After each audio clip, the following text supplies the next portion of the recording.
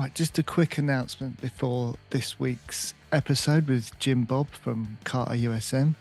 Just a reminder that the 2024 remaster of Post-Historic Monsters is now out on Chrysalis Records, so please do go and bag yourself a copy.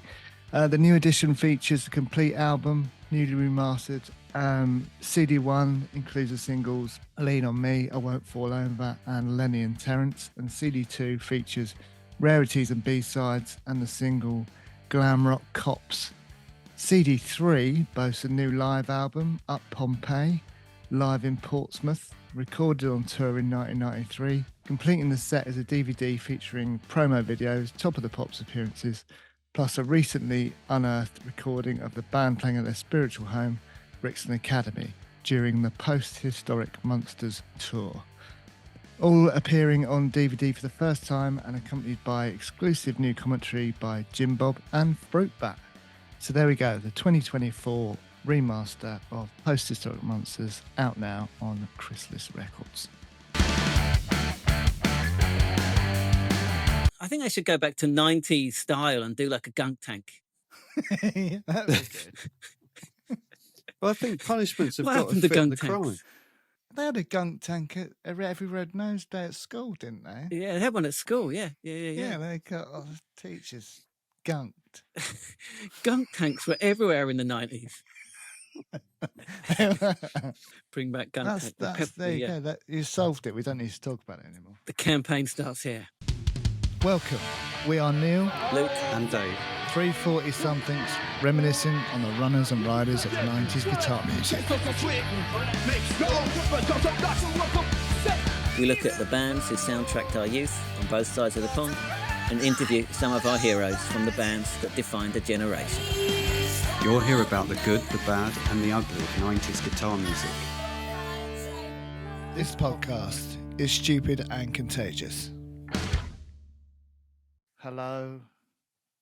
Good evening. Welcome. Why are you doing David Frost podcast. impression? I don't know. Someone else do It it. was really bad, but I liked it. It's good enough, man. It's good enough. Yeah. So the reason we did that terrible intro is we got Jim Bob from Carter on. Hey. Hey, and actually, it's the first of a special It is. two-parter. It is two-part. We got Les next week, Jim Bob this week. Yeah, really happy with getting both on. Finally, the penny dropped for me why he's called Jim Bob. It's because his real name is Jim Morrison, right? Yeah, So he couldn't be called that. exactly. Oh, I've only just got that from you then. Well, you didn't tweak the Jim Morrison part, even though we talked about it in the when interview. he spoke about it, and I still didn't get. I still thought, I don't quite understand what's going on. I didn't get it Morrison. till I went and looked up his books, where he is Mm. credited as J. Morrison, I think, for Right. some of his books. It's like David Bowie, right? Davy Jones. His name's wasn't it? David Jones, but yeah, Davy Jones of the Monkees, so couldn't call himself that. It's like Dave is Tundi Akawundi, really, isn't he? Exactly, I had to exactly. change my name. Yeah, had to change it. Doesn't want to get confused. This we've just come back from a break. haven't we? Oh, yes. Oh, that was Yeah. good. I just wasn't it? winked to I the needed camera there. that break. So much to talk about. We're recording this before our break. We are, because we haven't got time at the end of the break. So, yeah. But you'll be listening to it after our break, so we'll have had our break. Let's pretend we've already had it and all the amazing stuff that happened. No one gives a shit anyway. Oh, man, I can't believe Joe Biden kicked the bucket, right? Dead. Didn't I see that know, coming. Yeah, dead. He shouldn't be president, at least, by the time this goes out. No, true. no, he won't be. True. No, he will be. He will be. He'll He'll step still be down president, at the but election. he won't yeah, be. yeah. Yeah, The he won't be the candidate. candidate. What else is going to happen in August? Keir Starmer's sex scandal. There'll be some sort of Yeah. heat wave, won't Yeah. there? It'll be August hotter is than Spain always somewhere. it's always a dead month for news, isn't it? Because they're all on holiday, so you Well, it get all these used to- always really used to be, didn't stupid it? Stories. Yeah, Used to Yeah. be, not these days, 'cause it's always big- happening, isn't it? I mean, Dave's going on holiday, so Yeah. it will have all his holiday stories. We can do that in the Oh next one. no. We're Yeah. gonna predict what happens on that road trip. They're going on like a old school road trip in their car. Where are you aren't going, Dave? It's going to be like what are this? The Griswolds, like Yeah. National Lampoon. Yeah, we're going through France to northern Spain. I'm going horse riding in Mongolia. Of course you are. Bareback. You usually So goes you like it? bareback. I hope not. I don't know. I hope not. No, I think I might have to buy some of those like cycling shorts with the padded arse. I think that's what they say on the website. They kind of recommend that kind of thing. Oh, fucking hell. We'll have to find out about your trip. Well, when we do the next one, Carter Part 2, Yeah. then he'll be back from Mongolia. Dave, you'll be back from northern Spain. And we can Yeah. hear all about it. That'd be exciting. Sure. So, how are we going to do this? Because we can't introduce Carter twice, can we? So what we going to No. do? So what I've got is I've got half the story. I've got notes for Right, half of okay. the story, and then we'll Oh, pick up clever. next week. All right. So the way we're going to do this is obviously we usually do an intro to the band before the interview. So Luke's chops it in half. So you're going to get half of the Carter history before just Jim said Bob's that. one. That's what he just said. No, Were you but going to edit I'm that gonna out? I was going to cut that bit out. Oh man. Cut this bit out, or keep them both. Oh, fuck. I just Reminds me of the Yeah. first episode. Well, Wait, we don't Yeah, wanna we do. just fucking repeated exactly what I said. Yeah. It's a good hark back to the first episode. All right. Yeah, so that's what we're going to do then. So half this week, half next week. Are we going to talk about what's been going on? No one really needs to know, do they? No, because by the time it comes out, it's going to be all Nothing much has irrelevant, right? happened. Yeah, It's not coming out for like over a month, so it's going to be irrelevant. But yeah. I've got a timeless story. Oh, go on in, I Dave. doubt it. Well, the village group was just on fire yesterday. Oh, what happened? What do you mean the group? Like, is it like the WhatsApp group? The WhatsApp group, yeah. It's the horrible. Berwick bastards. It's horrible. I Yeah. sort of observe it, but I never participate in it. You're a lurker. What's going on? What's it called? Berwick Life, I think. Nice. Well, we're going to Yeah. call it the Berwick bastards. Yeah. So what are the Berwick bastards been saying? Well, you and I, Neil, we walked through that field and we got a bit intimidated by a horse and you ran away. That happened to Victoria and I. We got more bullied by a donkey. It just wouldn't leave us alone, and we were quite scared. Bullied by a Taking the piss- donkey. You're taking the Yeah. piss out of me, and now you're I know. getting attacked by donkeys. But it happened to someone else. Someone else got bullied you. by the donkey, and it kicked What do you mean their bullied dog. by a donkey? How can a donkey bully you? It comes Just up to steal you your and just pocket won't money. leave you alone. Steal your lunch it- money and shit. Yeah, it starts calling you names. Yeah. Just get a And bog wash. it kicks someone's dog. It kicked someone's dog. Yeah. So Right, this was told all you. over the See? the WhatsApp group.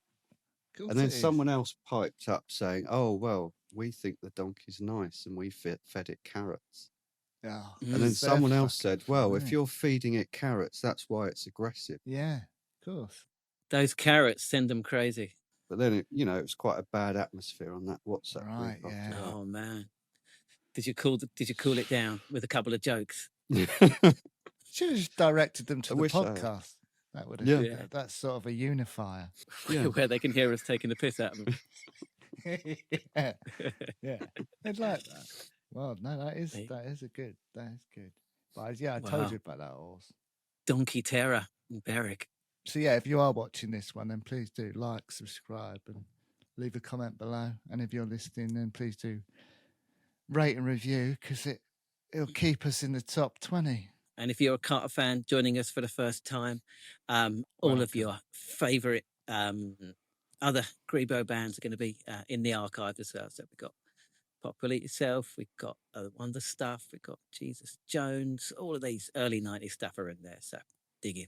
Don't really have any non-Grebo, do we? No, it's all Grebo. Yeah, it's all the Grebo. time. That's our tagline. Right, Luke, tell us a bit about Carter.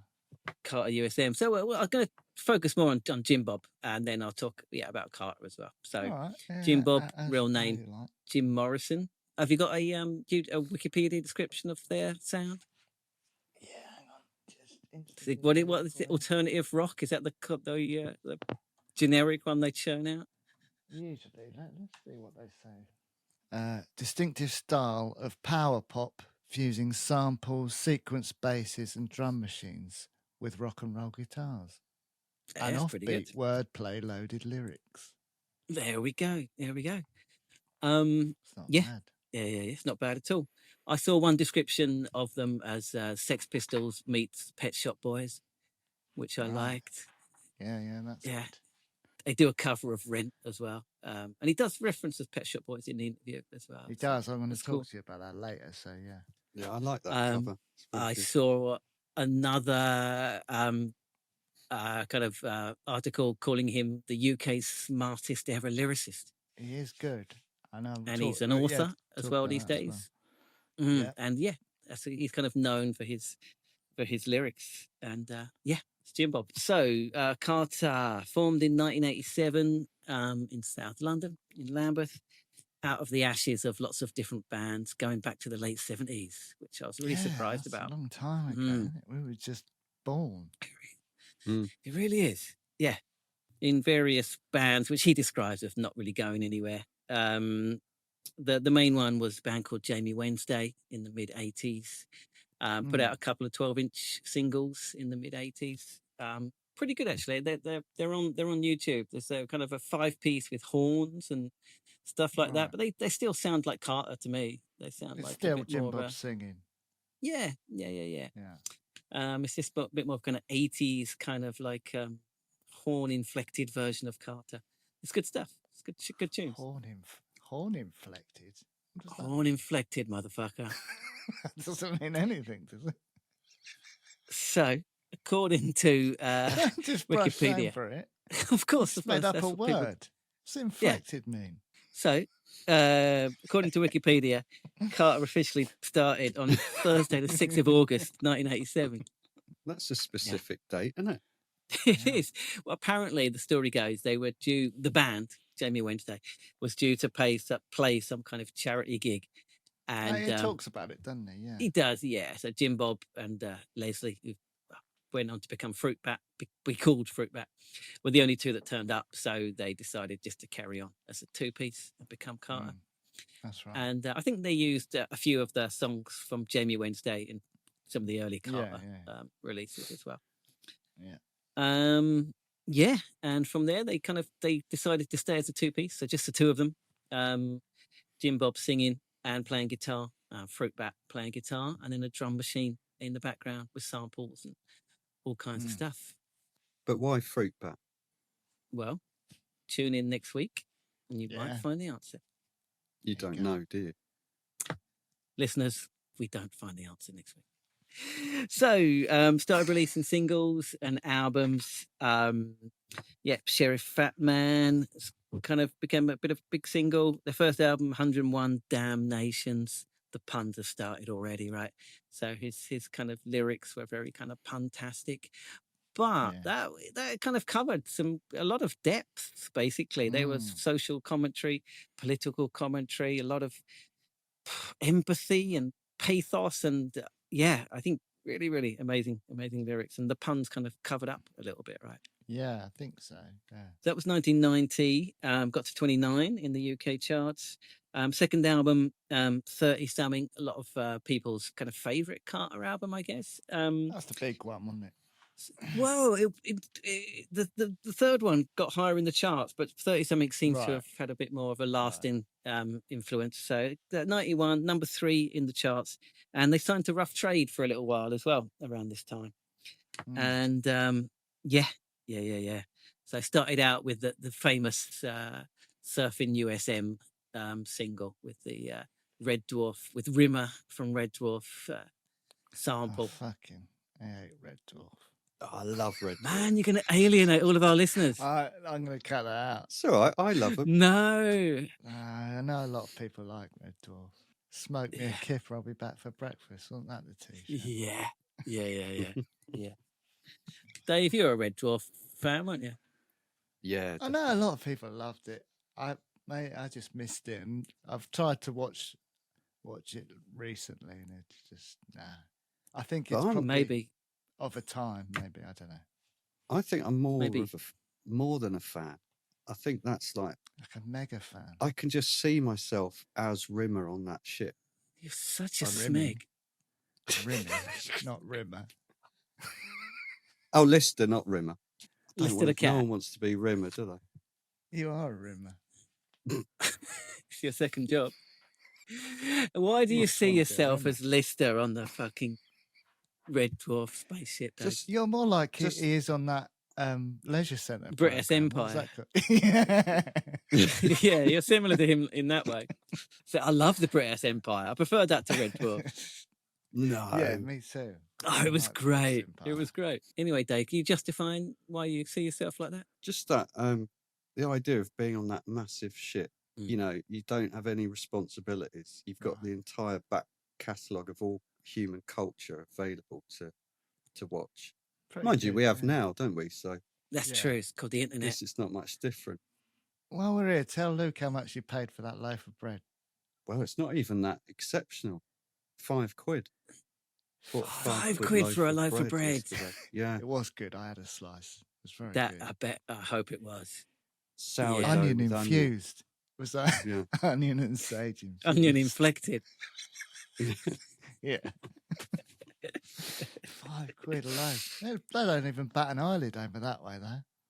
No, £5 a loaf. no. It is horrible, though, Unbelievable. isn't it? That a loaf has gone above £5. Only there.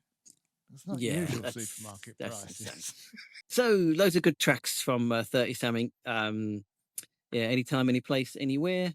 Bloodsport for all, kind of a song about racism in the army, apparently. Say It With Flowers, about the Gulf War. So all of these like pretty kind of strong political stuff going on, right?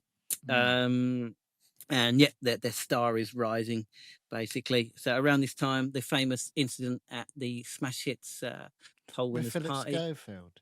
with Philip Schofield. We'll talk about it next week because it does come up in next week's interview with Fruitbat because he's the perpetrator. Do you think he used to like beat up on Gordon the Gopher? Worse than that. Yeah. Yeah. Imagine what he'd done Yeah. to him, yeah. Put his Broke hand his up fingers. his arse, didn't More than He his did. hand. Yeah. For people, we don't see what happened. So, well, for people that don't know, Fruitbat rugby tackled Philip Schofield after they played their set on the Smash Hits For poll winners really party. quite aggressively. Oh, but he was taking the piss out of him. Like he deserved Yeah. it. Yeah, he deserved it. Yeah. But yeah, we'll talk about it next week. So yeah, they're stars rising. They're playing the fucking Smash Hits poll winners party, right? They're pop stars. And so then they have their third album. It's called 1992, the Love album. Can you guess what year it came out in? 92. On the money, 92. Good guess. Loads of big hits from there. Only Living Boy in New Cross, Do Re Mi, So Far So Good. And again, they didn't back away from all the political or socio-political commentary. There's a song called England about kind of prostitution and stuff like that. So that album reached number one. It's their biggest album, number one in the charts. Loads of good songs. As I said, they kept the political stuff coming. There were also, he talks about in the interview, there were also quite a few successful non-album tracks as well.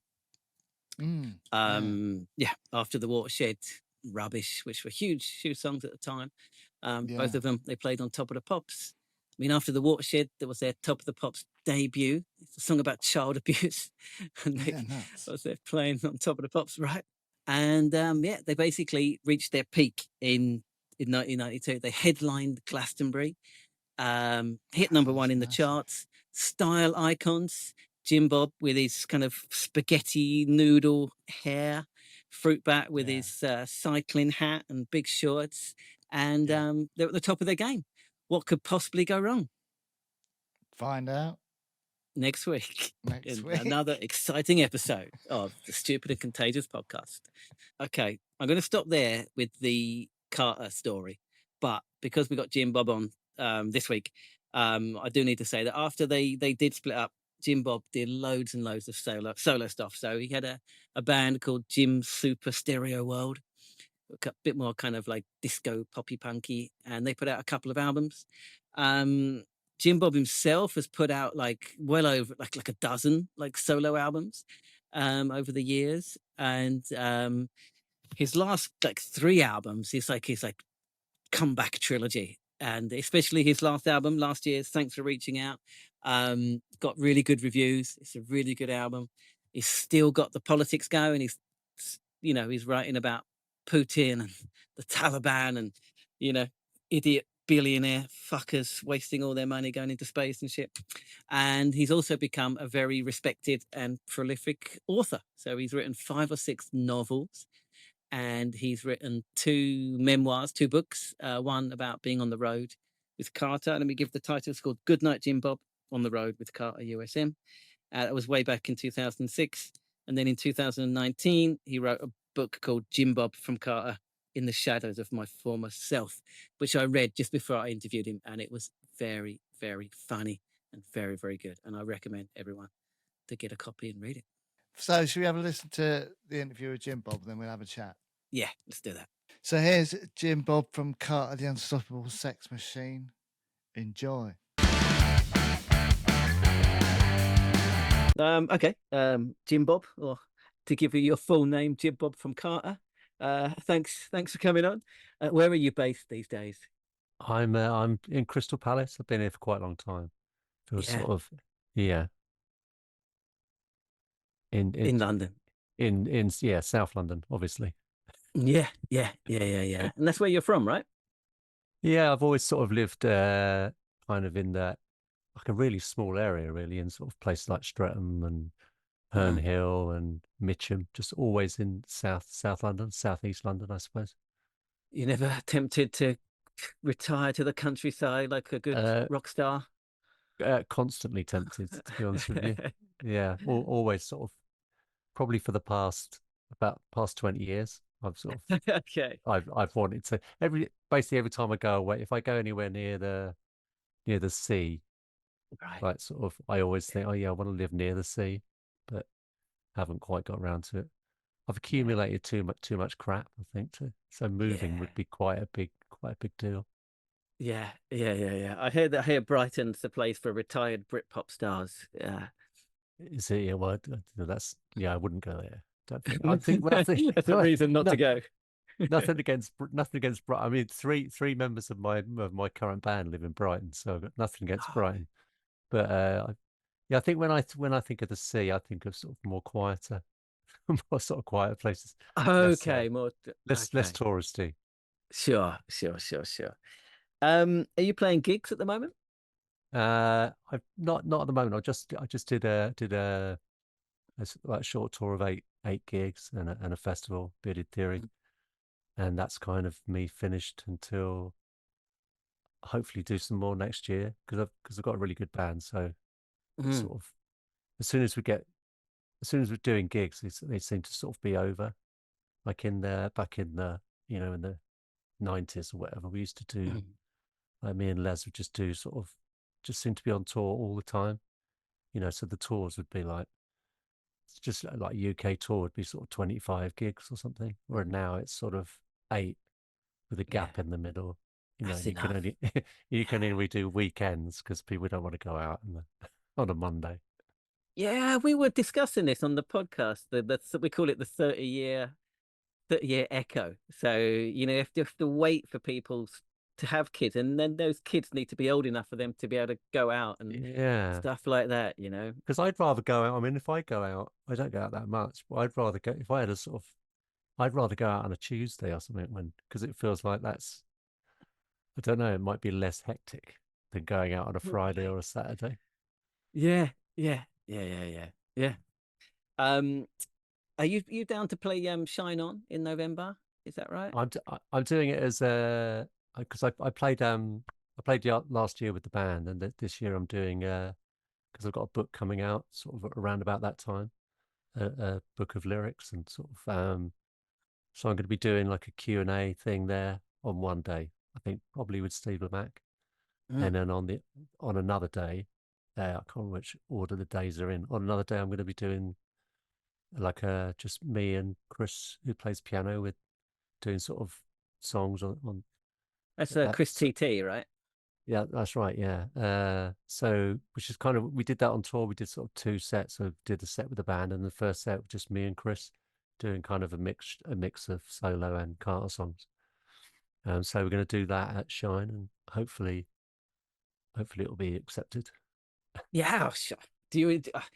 I remember his Eminem is Gay. That was the Chris TT song, right? I've got it. It I've got it was, on 7 inch yeah, up on the shelf behind me. Yeah. yeah. Because he sort of retired. Well, he retired his Chris TT, so he sort of thinks of himself as, he's Chris Thorpe Tracy now, and so he's sort of he sort of retired the Chris TT person. Okay. So he sort of plays Apologies. with me. Yeah. No, it's fine. No, it's good. No, it's happy to annoy Chris at any available opportunity. Yeah. Do you enjoy Shine On? Yeah, I think it's great. Yeah, because I sort of, I mean, I must have done it. I can't think. I've done it 4 times, I think now.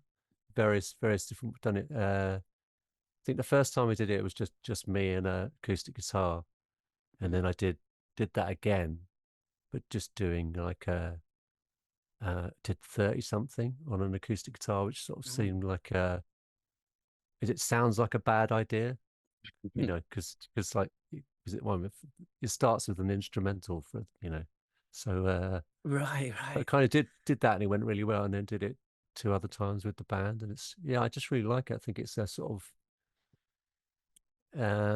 I don't know, everyone just seems to be there for the, because it's not, because they do those things, don't they? They sort of because it's at Butlins, so they do those Yeah. things at Butlins. They have like 80s weekends and 70s weekends or whatever, and they're kind of more like people dress up in a comedy 70s or 80s way. Whereas Right. Shine's not like that. Shine is, Oh, people are there for the music. People are there because they like the music, not in an ironic way, if you know what I mean. right. Yeah. We might be a decade away from that still, from Yeah. ironic 90s dress. Oh yeah, maybe. I don't know what. Yeah, I don't even know what it would be. I suppose it would be kind of, Oasis or something. That's the kind. Right. If you were gonna do an ironic, what is the '90s look? I don't know. Or There's so many, Spice right? Girls. Right. Right. Right. It would Right. be the Spice Girls and Liam Gallagher. I guess And I don't know. I think that's the fruit bat shorts and cap might well that's true. feature. Yeah, yeah. That's a bit niche though, isn't it? Maybe. Well, not for Shine, not for Shine On. I think. No, that's true. Yeah. You mentioned you got a book coming out. Do you want to talk a little bit about that? What's Yeah. that? It's basically it's. I mean, it was just I wanted to do a book of. There's never been a book of Carter lyrics or my lyrics, and but I think that's kind of I wanted to do something slightly different. So I decided I had this idea about where doing a book called Where Songs Come From, and the idea was that I would just write about I would say, what the I mean, it's about lyrics rather than music, and I would sort of basically explain, quite boringly explain where the songs came from, where the lyrics came from. But like Mm. once I started doing it, I realized that that was a pretty boring idea, and it would so it's actually a lot more kind of autobiographical, and there's a lot more stuff about me and that in there.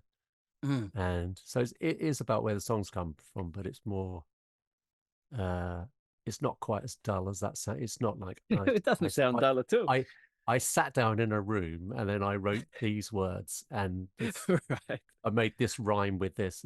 So it's, but yeah, it's actually, I'm terrible at selling my own stuff, but apparently That's good. everybody who's read it says the best lyric book ever written. So Well, there you go. You can't argue with that. it's funny as well. It's got humor in it, so it's sort of, yeah. Yeah. Yeah, I do enjoy those kind of books though. I read what's his name? Chris Ollie from 6x7. I read his book about Okay. like lyrics a little while ago. Yeah. And they've been, for fans, they're endlessly fascinating, right? Yeah, I mean, I'm reading the Paul McCartney one at the moment. Mm. That's really good. That's like, that does a bit of that, where it's kind of, there's a lot of autobiographical stuff in there. It's I mean, I think I wouldn't say he lies, but I think he maybe misremembers a lot of the stuff, because there's quite a lot of things you think that didn't happen like Yeah, that. come off But it, he'll mate. sort of, Yeah. there's a lot of that, because they do those. He will. I mean, there was always that famous story with the Beatles, where Ringo Starr coming into a room saying, "Oh, it's been a hard day's night," and then they write a song. Right. There's Yeah. quite a lot of that in there, and I never know how true that is. Yeah. But it is good. Doesn't sound it. It's good to read. It's fun to read. Yeah, definitely. Mm. Yeah. Cool. Sounds good. Well, speaking of books, I just finished reading your Jim Bob from Carter book. Okay. Enjoyed it very, very much.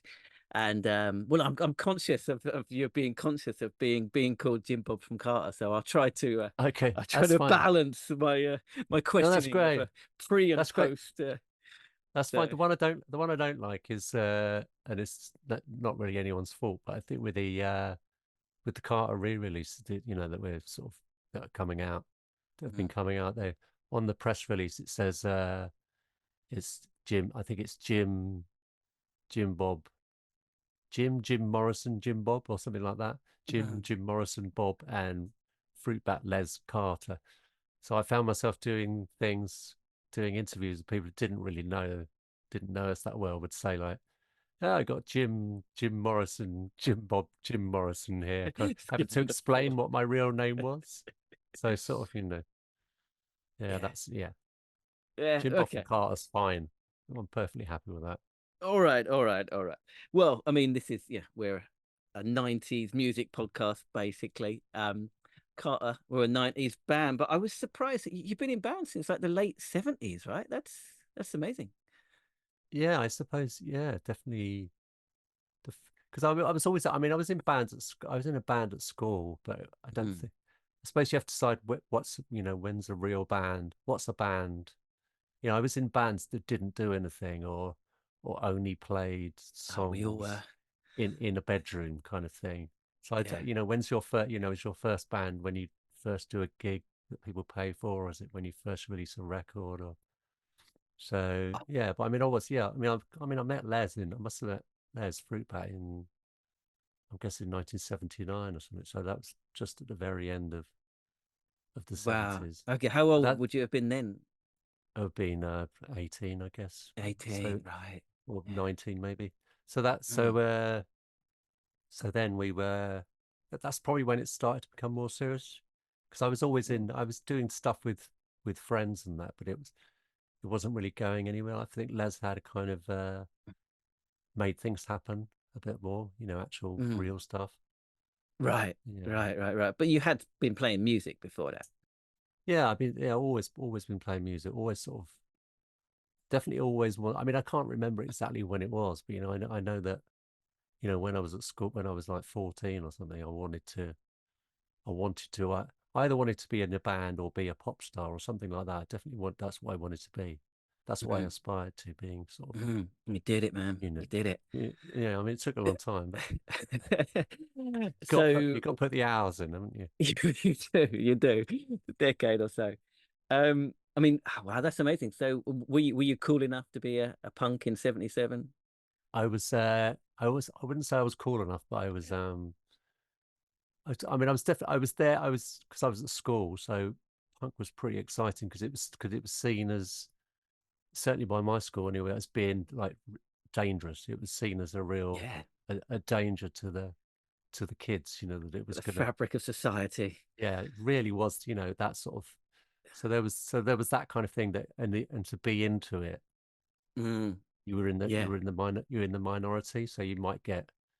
It was that sort of time where I remember going for a time where if you wore like if you wore drain pipe trousers, you might get beaten up, and then later on the opposite would be the case. You know, things tend. So I remember that bit punk. You know, it meant thinner trousers. I do remember that. Sure. So I definitely got into that, but I probably my sort of my most formative time in getting into music is probably it's probably like 1978 or something. You know, so it's when it's sort of considered more new wave, I guess. You know, I think like Yeah. Elvis Costello and the Jam. Mm. That was when I was, you know, that's never left me. All the bands and the records that I bought in probably 77 and 78 are still the records I listen to pretty consistently now. You know, I do listen to other stuff. I listen to other stuff as well, but that's the kind of, yeah, that's, yeah. Even though I was sort of, I suppose, most musically active in the 90s, Yeah. the music that I feel closest to is from 1978. Yeah, that's good. I mean, It was- that kind of slightly second wave of punk was much more interesting, right?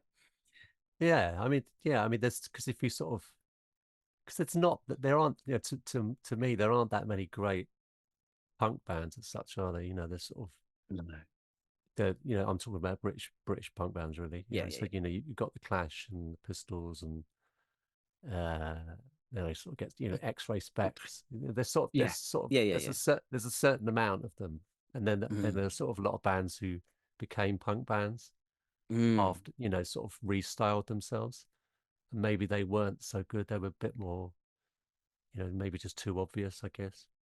So yeah, yeah, whereas new wave, that sort of later time people kind of have been inspired by punk music, but could then take it in different directions, I suppose, more interesting directions. yeah, yeah, yeah, yeah, yeah. I mean, are there any Carter songs that are directly influenced by the Jam or Elvis Costello that you can point to? Uh, not specifically. I mean, I think pretty much everything I've ever done has been influenced in some way by both those people, both by the Jam and Elvis Costello. So it's hard to. I mean, Elvis Costello definitely because of the lyrics. I don't think because I'm sort of I'm considered as being an interesting lyric writer, I suppose. Yeah, sure. Uh, somebody who writes a lot of lyrics, and spends a lot of time on them, and that probably wouldn't be the case if it wasn't for Elvis Costello. I don't think. I think he's Mm, probably the biggest influence me on in that respect. mm, Yeah, mm. Have you followed Weller's career as well? Have you I stuck have with kind him? of I I I mean I'm not his. I mean, I don't know. I'd hate to think that he that he heard me say it, but I'm not as big a Sure, fan he's not listening. of his solo stuff as I am of the Mm, Jam, and that sure. I know that's irritating for people. That would be irritating for him, in the same way well, not irritating. I don't know. It's like people will say they're a massive fan of me, but then Yeah. what they mean is they like 30 something. Right. Right, So right, right. obviously that's not great for your ego when you're sort of No. when you've done loads of other stuff. But I can't sort of the Jam is like Paul Weller and the Jam is sort of that's his peak, not his peak. That's my favorite stuff that he did, I suppose. Yeah. So Yeah. Ah, me too. Yeah. I still like him, but I'm less into it's kind of more. I don't know. It's less. The Jam are very much young people's music, whereas Paul Weller Yeah. now It's is that impact though, isn't it? Yeah. yeah Yeah. Yeah. Yeah. yeah. Definitely. Yeah. Yeah. Yeah. Yeah. Oh, I mean, I'm sure you've told it a million times, but can you give us a brief version of the Carter origin story? Uh, yeah. Was well. So all those bands that me and Les were in before, Yeah. since ended with Jamie being in a band called Jamie Wednesday. So so we did quite well as Jamie Wednesday, and there were sort of 5 piece. Mm. Had a couple of singles out, and then but got sort of started to get bored with it with the sort of we wanted to do something different, and so it sort of started. I think we had this idea of Carter, or what would become Carter, but not sort of not fully formed in any way. And then we ended up splitting up Jamie Wednesday, but we had a gig in it was at Astoria in London. We had a gig there, like on a bill of 3 or 4 bands for Shelter charity, and we decided to go ahead with the gig, but just form a new band. So that was and at the time, I mean, we were into like Les in particular was into like hip hop, and so they would, and we were sort of kind of into drum machines and that at the time. And so a quickest way for us to form a band was so we wrote some new songs, and then made recorded backing tracks were like a drum and a basically bass drum and sequence bass, and then Mm. went ahead and did the gig like 2 weeks later. Mhm. And Wow. that was the first gig, and then that How did you have this? Were you using Jamie Wednesday songs? How did you get a whole set list ready in 2 weeks? we had well, it wasn't a long set. I'm guessing it was half an hour or something, so it wasn't like a long set, Still. but we did. I think we had I think we might have rewritten maybe 2 Jamie Wednesday songs, and then we wrote, I don't know, maybe 6 brand new songs. So I think there's like cassettes exist of that gig, and there's a song.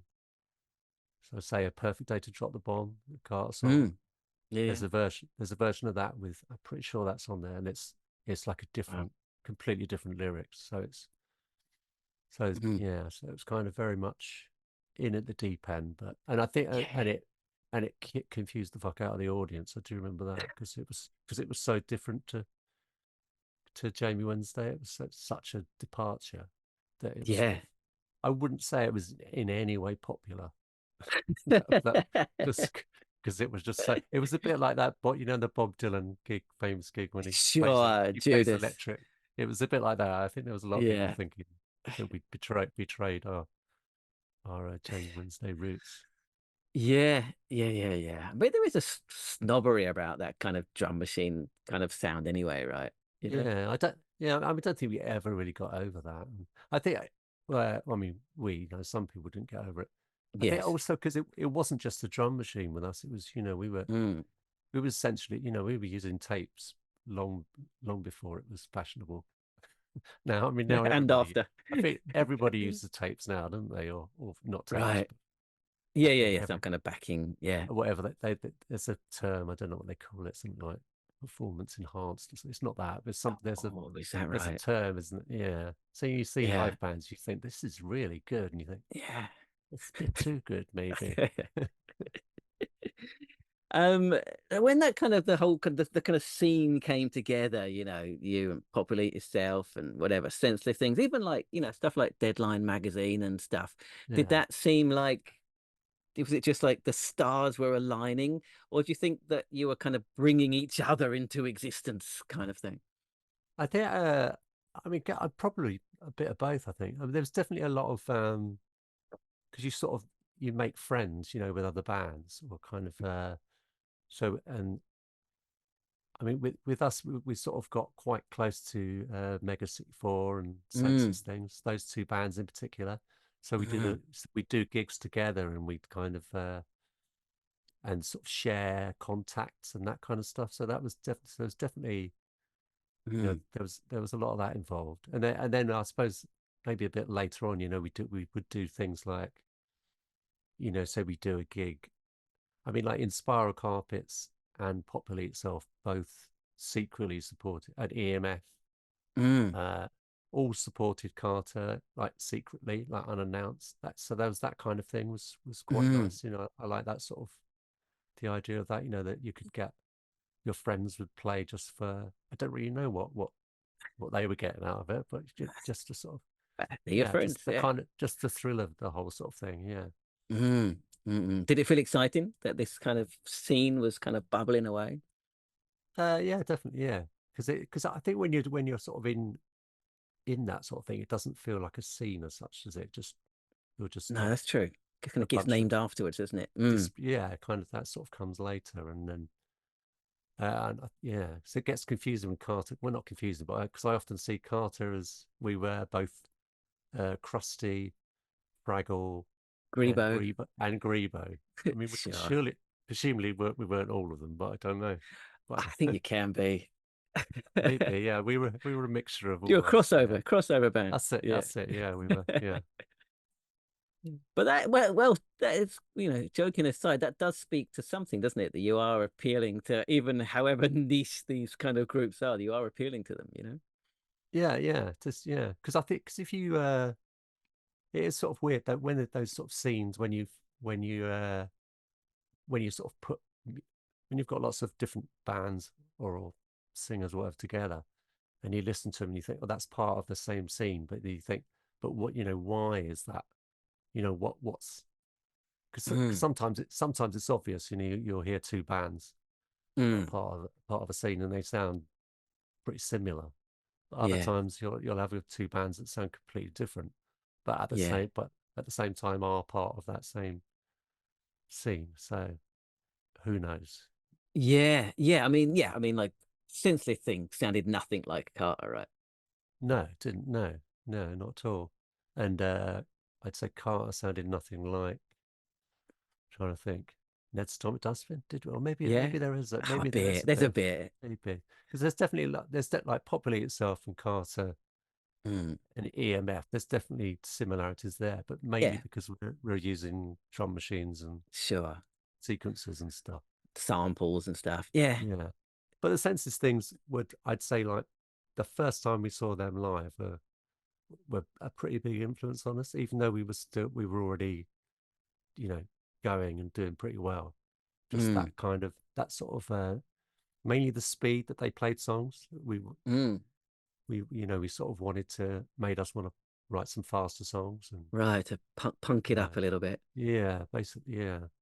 Mm. Mm. That's interesting. Yeah. How about what other bands were influencing you when you were honing the sound? I don't. I mean, in the sort of I mean, at the time, because once you get going, I think you just start to influence yourself, and you're not influenced by anyone anymore, if that makes sense. Yeah. But when we started out, I think it definitely would have been like Age of Chance and Big Audio Dynamite would have been like a big influence on the sound of Carter, I'd say. Again, just because they were using drum machines and stuff and samples and everything.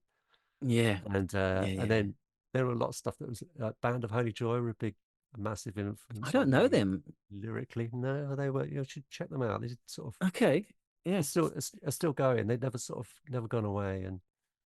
But they were kind of Johnny, the singer, wrote sort of lyrics about the darker side I mean, often about London, even though he's from Newcastle, I think, or Sunderland or somewhere.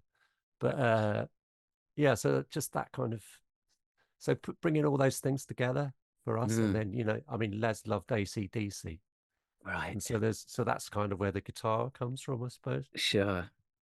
Yeah. And then Public Enemy, and because when we started out, we thought, oh yeah, we want to be like Public Enemy, but not at any point did we sound anything like Public Enemy. but without that idea, we wouldn't have sounded like we did. If that Yes. Yeah, I know exactly what you mean. Yeah. Yeah. Yeah. Yeah. That's interesting. I was going to ask, but I think you've already answered it. I was going to ask about like how supportive that kind of community was, but it sounds like it was really supportive, like you said, like helping each other out, secret support groups, giving lists of whatever. It sounds like it was a really, really supportive community going on. Yeah, I don't remember any kind of. I mean, obviously there must have been rivalry, but I don't remember any sort of public rivalry. It was it was all behind each other's backs, maybe that sort of stuff. Like if one of the other bands kind of got on top of the pops before you did or whatever, you're like, oh fucking hell, Yeah, definitely. Yeah, that was and I think because I mean, we had the same manager as eventually as Senseless Things, and then later on My Life Story, and I do remember sort of that thing of there was definitely so for a while Carter would maybe get more of the time of the manager than the Senseless Things, and then maybe that changed at some point, and then the jealousy would sort of I definitely remember I sort of so when say My Life Story started to do really well, Carter were on the down sort of on the downturn, and I started thinking our manager's spending a lot of time in My Life Story and not with us. So it's definitely that kind of envy, and it's all sort of healthy, really, isn't it? Yeah. I just I've been hearing from like Britpop bands and stuff on the podcast, and it was seemed that like Britpop was such a kind of competitive kind of bit of a nasty kind of scene, and like this kind of the pre-Britpop scene that like Carter was most at the beginning was part of seemed to be much more friendly and supportive and a sense of community. Yeah, so I just wanted to ask, really. Yeah, I think we're just nicer people pre 1994. Yeah, basically. I don't know what happened, but can I ask a bit about the songwriting process? So, I mean, how did it work between you and Les? It sort of it changed over time. So when it started out, it would have been it probably would have been like me and Les just sitting in a room somewhere, with a guitar or a keyboard or something, and just writing songs in that sort of way that most people write songs, you know, sort of Sure. playing some chords and then making up some gibberish and then turning that into words. And then kind of I'd probably go away and sort of finish the lyrics. I think that's how most of the songs started, probably for the first 3 Carter albums at least. And I think by Post-Historic Monsters, we started to write slightly differently, slightly separate. So like Les would write music and write record sort of instrumentals, and then give them to me on tapes, and then I'd write words or try and write words to them. So it changed slightly, but when it started out, it was really just 2 blokes in a room with a guitar, just making shit up. Sure. It's I was trying to think. There's not many 2-pieces, right? There's not many rock duos. No, because whenever there is, we're not always, but I feel like it feels like whenever there is, they inevitably get compared to Carter, especially if there's a loud guitar. Yeah, and I imagine that's, and often it's because I know it's definitely happened. So it happened with Slaves. People always say it's like Carter, but I don't think it was right. really. Sleaford Mod. Okay. And I know that I know they absolutely hate it. I hate that. Really? And and there's not really anything. It is really just 2 men, and there's a tape. They don't even have guitars. Yeah. No, so it's not really that, but so it definitely I suppose that there's probably quite a lot more. I think there might be more now, isn't there? Because I don't know why, but you seem to Because get more. technology makes it easier. Either that or lack of or the cost of vans and stuff. Right. So you get a lot of bands where it's just a drummer and a guitarist. You get there are more bands like that. The White Stripes. Yeah, so maybe since the White Stripes, you get quite a lot of Black Keys. that. Yeah, Ting Tings. I think they're a 2-piece. Okay. Good 2-piece. Okay. Yeah. Or Lightning Before Bolt, that, who I love. Drums and bass. Literally. Yeah. Before that, it was Simon and Garfunkel and Right. the Everly Brothers. Right. Well, there's lots of pop duos, right? But not in rock. That's the difference. Yeah. Wham. Wham, of course. Yeah. That's loads, aren't there, really? Well, yeah. Once you start to think about it. Actually, yeah. But they're more on the pop side. But yeah, Soft Cell, that's a good one. Yeah. I mean, another big influence on Carter, Soft Cell. Yeah. Oh, yeah. And Pet Shop Boys as well, you know. Yeah, maybe a bit later on, you know, we're definitely big fans of the Pet Shop Boys. Oh man, seeing them on Top of the Pops, like whatever that was, 85, they were just incredible, right? Yeah, well, incredible. Yeah. Still going. Still going, yeah. I mean, as a 2-piece, I mean, when it came to when you started playing bigger gigs, was it difficult to fill the sound out? No, I think never had a problem with that. I think there was. I think because you know when John Beast was our he became sort of known as our like MC, I suppose. But when he started out working with us, Fat Bastard to Fat Bastard, casual listeners, yes. That's when he sort of started working with us. He did our lights. Kind of up until we met him, we didn't really have any kind of visual show other than it was just us 2 on stage. And I think the light show became the bigger we got, the light show became quite an important part of it. So I don't know what it would have been like if we hadn't got a big light show. Right. So they were like the other members of the band. Yeah. For people to focus on. Yeah. So I was always kind of wary when we reformed of being offered, if we were offered festivals, that if they wanted to go on early in the day, I always thought, I was sort of worried that it wouldn't work because it would, sort of we'd be exposed as just being just 2 men on a stage, 2 blokes on a stage. So the kind of lights, so light show sort of became quite important. But Did you the ever sound did was you ever have to sound was play a it? problem. Did you ever have to play a daytime show? No, we didn't really. No, you got away with it. Got away. Yeah, I think we were always kind of on when it was at least a little bit dark.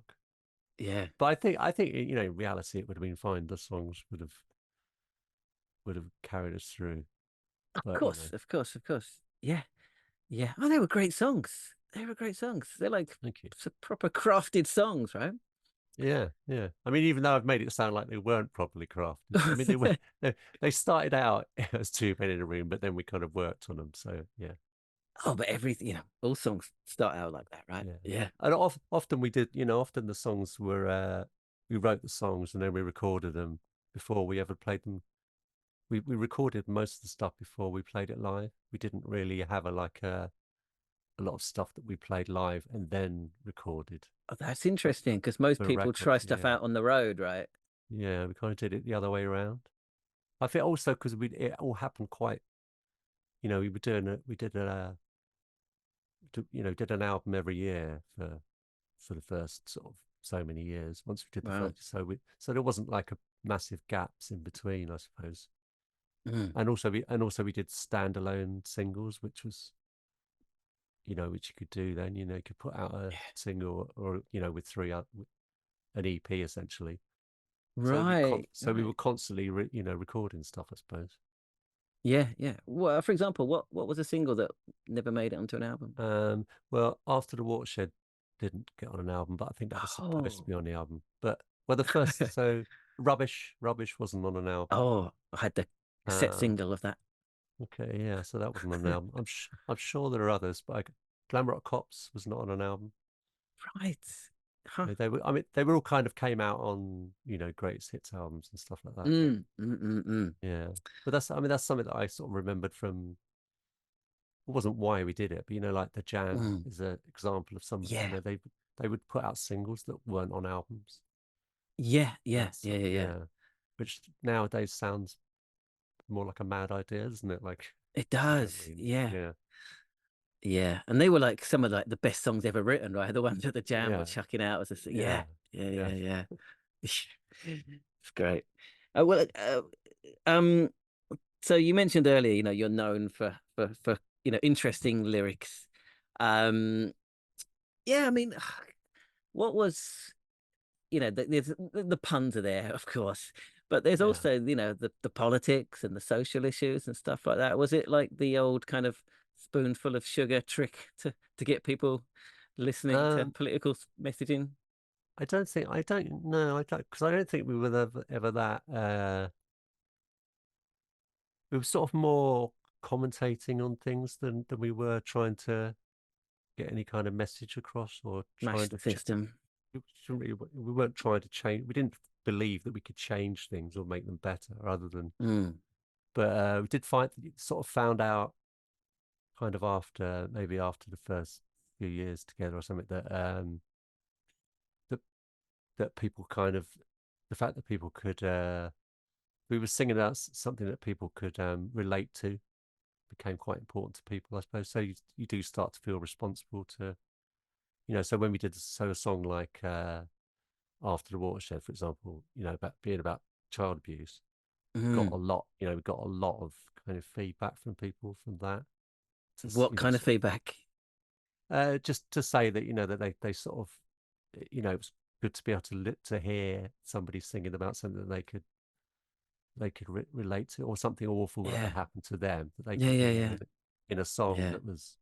And then the idea that we might be able to play that song on Top of the Pops or something was sort of, that did feel a bit like we were sneaking, you know, as you say, kind of sneaking some sort of something in there that wouldn't normally be in there, you know. That is pretty amazing, though. Yeah, that is amazing, and that's a heavy subject for a. Yeah, it is for a sort of and at the time we were criticised quite heavily for that by certain people and like in the press for doing something, you know, kind of something with a nice beat, and Yes, and probably because we were wearing shorts or whatever. Sure. And yet the song was so serious, as though we were somehow taking the piss out of abused children or something. Sure. making it too light-hearted or something. Yeah, But yeah. I kind of like that. I like that. I like pop music that's got a bit of substance to it. That bit of subversiveness. Yeah, man. Of course. Yeah. Yeah. I mean, did you have any qualms about releasing that?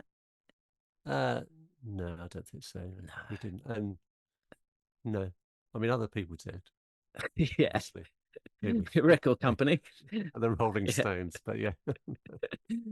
Right. Yeah. What happened there then? So this is the Ruby Tuesday, right? Yeah. Well, because I mean, up until that point, because we'd always been on, well, we were on the sort of independent labels, and we just kind of got away with stuff by not drawing attention to it. We basically didn't ask permission to use things, so we just, because there were a lot of sampled stuff that we used on the first couple of albums that we shouldn't have been able to use, but we did because nobody knew and nobody it didn't seem to matter. But once we were on a bigger label, they started to ask permission, Right. and people would either say no or they wouldn't answer. And I think the Rolling Stones, or it wasn't the Rolling Stones, it was the publisher who owned that song. I don't think they answered, so we just went ahead with it, and then they got in contact and said, you can't use this. But it wasn't a sample, was it? You just used the words. Use the words, but I mean the tune's kind of it's similar, but it's not the same tune. Yeah, it's so it kind of there was a lot of legal back and forth letters and stuff, and I think, and in the end it was basically put to us that if we could have gone to court with it, but it would have cost us so much money, that it was kind of wasn't really worth it. So we ended up I think so the single was like what did they used to say, deleted or whatever. The single was removed from sale, right, and we had to give a certain amount of money and credit, all future credits, and that to Jagger and Richards. Oh right, and that was kind wow. that was yeah. But really, it was just they had more money than us, the company, their company. Yeah. So we weren't really in a position to. But I mean, that happened to us quite a lot with sort of a lot of legal kind of things, various people for stuff that we because we like to sort of we never thought that what we were doing was postmodern or pop art or something, but it kind of was in a way. So we would take something and recognize a bit of music or an image or something, and then just use it. Basically just steal it, but in a kind of obvious cultural way. magpies. Yeah, and sort of once that sort of people started to notice that, then it's it becomes an issue for people, isn't it? So yeah. But the songs are just so packed full of cultural references, right, that it's going to be inevitable. I just think, I mean, this with the samples that we used early on, it's like now I don't know how we got away with, because we sampled Elvis Presley and right. I mean that's a big enough one, surely, and it's yeah. because we had David Bowie sample on Suffragette City, and we got away with that until sort of like a few years later, when it was picked up by, I think it was somebody who worked for a company connected to Bowie, and so they wanted to do something, but Bowie actually personally said, who cares, let it go, sort of thing. So that was wow. Well, that was nice. Yeah. Nice that he was in a position to do that. I mean, I don't think like. Oh, he must have had a listen. Yeah, I think Mick Jagger probably wasn't in. He had no choice. He didn't own. No. They'd sold the music. Oh, long ago. Yeah. I reckon Bowie had a listen though. Oh yeah, definitely. Yeah. Yeah. Bowie was a massive fan, I'm sure. He probably was. He was into all sorts of things, wasn't he, Bowie? He probably was. Yeah, he definitely would have. Yeah, I think he would have. I mean, he would have been aware. He was one of those people, wasn't he? Whether it was him personally or he employed people to tell him, but it was always up on what was going on, wasn't he? Like, totally, I mean, Elton John. I mean, here's another one, Yeah. isn't he? Like Yeah. he's constantly. You must have someone saying, "This is the stuff that's out at the moment. Listen to Yeah. this." I heard he gets sent a list from HMV every week of new releases, and he just Really? goes through and Wow. just ticks the ones that he likes the sound of, and then they Wow. send it to him. Wow. I mean, it's just quite good, isn't it? I mean, no matter what you Yeah. think of any Elton John or anyone, you know, it's sort of that's still Yeah. quite good that he's interested in new stuff. Yeah, it's very cool. Yeah. Yeah. Yeah. Yeah. I got a very specific question. I'm based in Tokyo. There's this Oh, yeah. Oh, wow. throwaway there's a throwaway line in the book, Jim Book from Carter, about being chased through the streets of Tokyo by fans. But is that true? Okay. Yeah, that is. I mean, I think probably the only reason it's probably in there is it's just because it didn't happen. It never happened. I think maybe in the book it says it happened there and in Tipperary in Ireland. Okay. I So think it didn't happen. it just didn't happen to us, you know. Yeah. So obviously it was kind of such a crazy thing to happen to us, and sort of, you know. I mean, because I think going to So wait, did it happen on it did it happen? it No. did happen, yeah. It Did did happen. yeah. Okay. Yeah. Okay. I think we were in a car. We were Yeah. in a slow moving car stuck in traffic, and that's how it started. Right. That's because, you know, And the but fans swarmed yeah, the car. but I mean, because that was always, I think, you know, the first time we went to Japan, just there being people at an airport waiting for you Mm, was, you know, didn't happen anywhere else in the world. You know, mm, with gifts for us and stuff, you know, I don't know, yeah. like handmade puppets and that, you know. Yes. You didn't get that level of sort of, I don't know, that's kind of whatever that is. We didn't get that Yeah. anywhere else in the world. Nobody ever met us at an Commitment. airport anywhere. Yeah, so that was, Did you enjoy yeah. it? Did he feel like a pop star? Uh, yeah, I think I enjoyed it, but I also, yeah, sometimes I found it was quite stifling because is that, I don't know, Yeah. sort of, just the fact that there was there wasn't really any escape. I don't know how, I think, I don't know how things worked or how things work Mm. now. I don't know if it's, I kind of felt that the audience knew where we were at all times, as though our whereabouts were being shared by the record label or Mm. something. You know, whether that was part of the whole thing.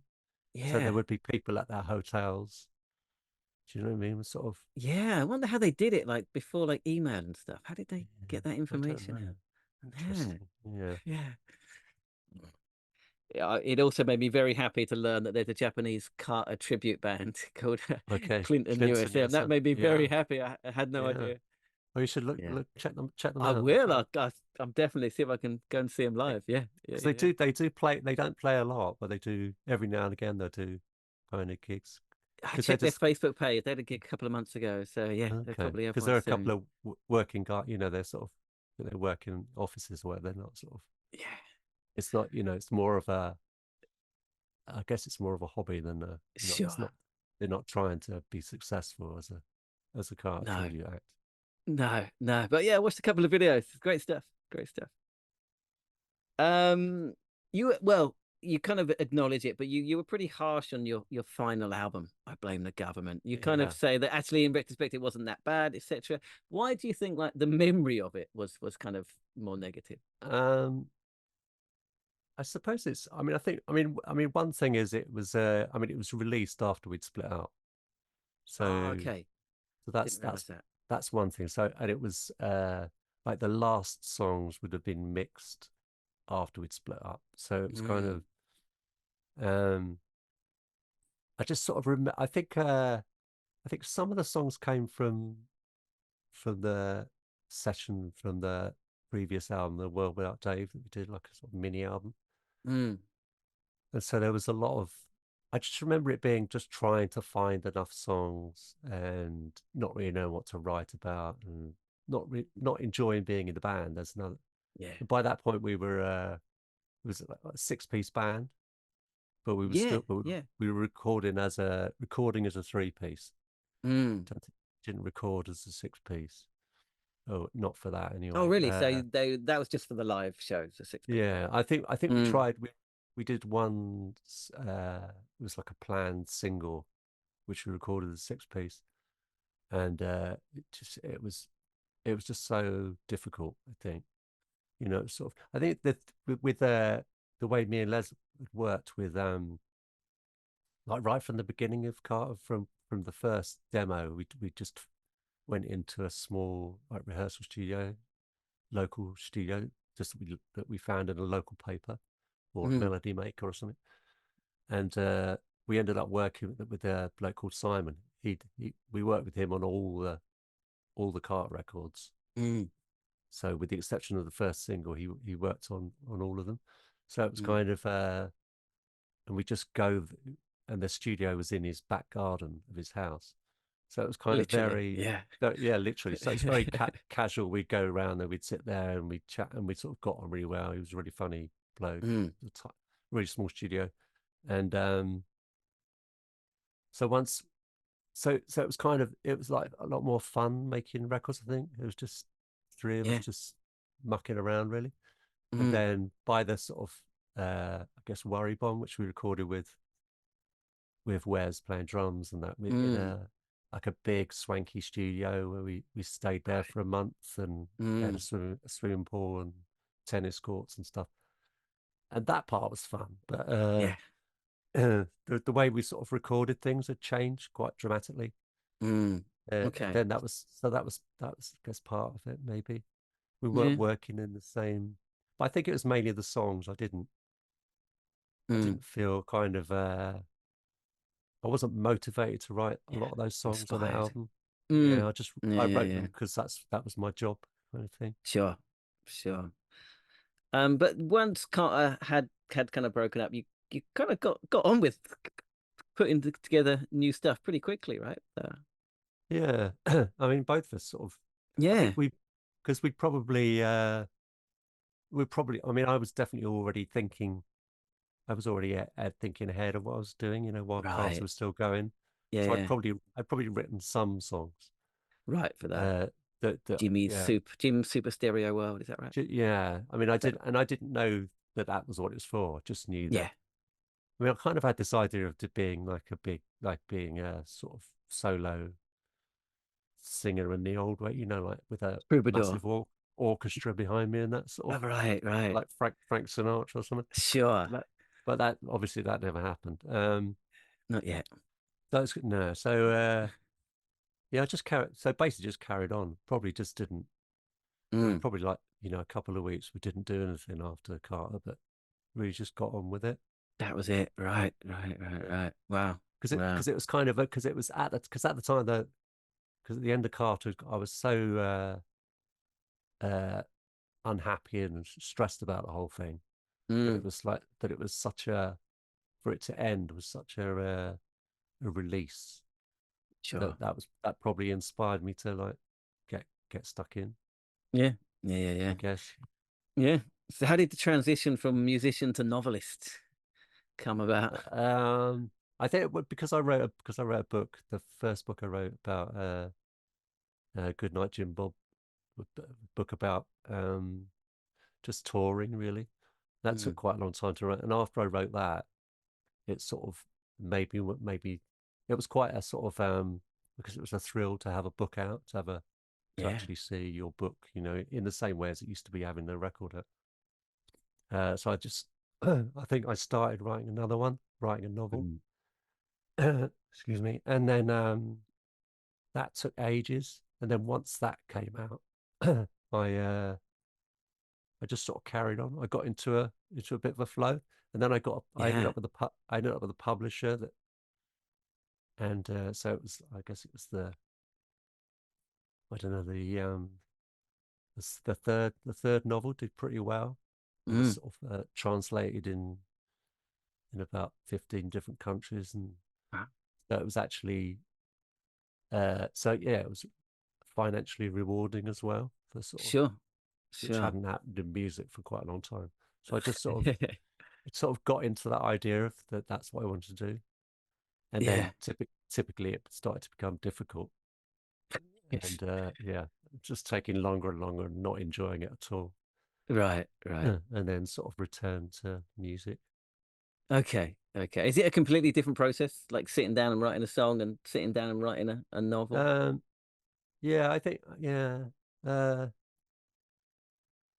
yeah, I think the thing with music is so it's so instant, isn't it? You can just sort of can like play. I mean, I could write the sort of basis for a song musically. I can write in as long as it takes to play three chords. What was the fastest Carter song that you wrote, or solo song? Fastest song. Uh, oh, I don't know. I think because a lot of the Carter songs were quite a lot of them were like old ideas that we'd already had that we'd abandoned.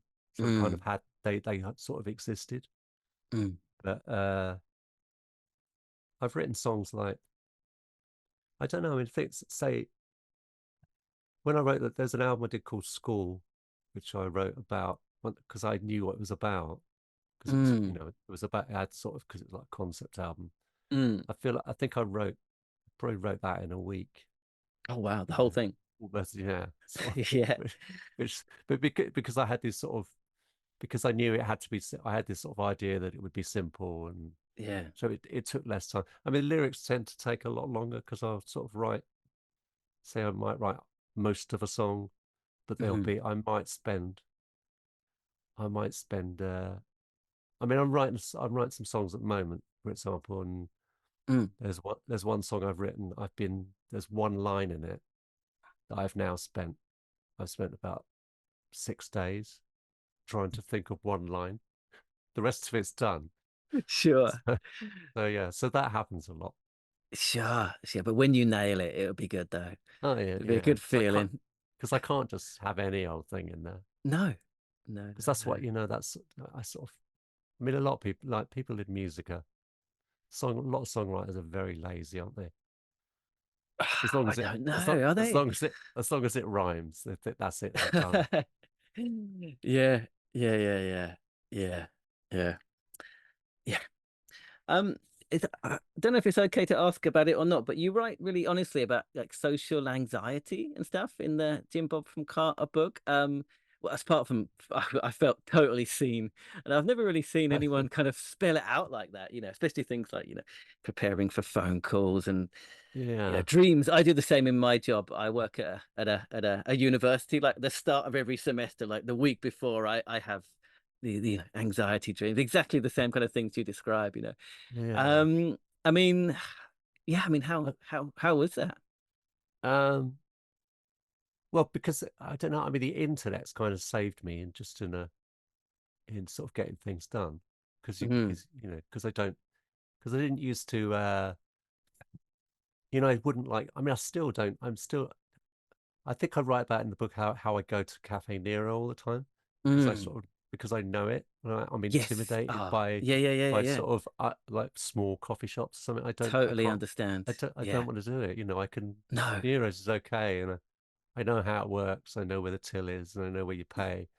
Yeah. I know that you order before you sit down. All those sort of stupid things, Yeah. whereas, I mean, there's a place I go now to give, a lot of it revolves around coffee shops and shops. It's a place there's a cafe I go to now and I'll get I'll go there. I'll get a takeaway and I'll sit outside. There's like really nice gardens outside, and I'll sit outside unless it's the winter or something.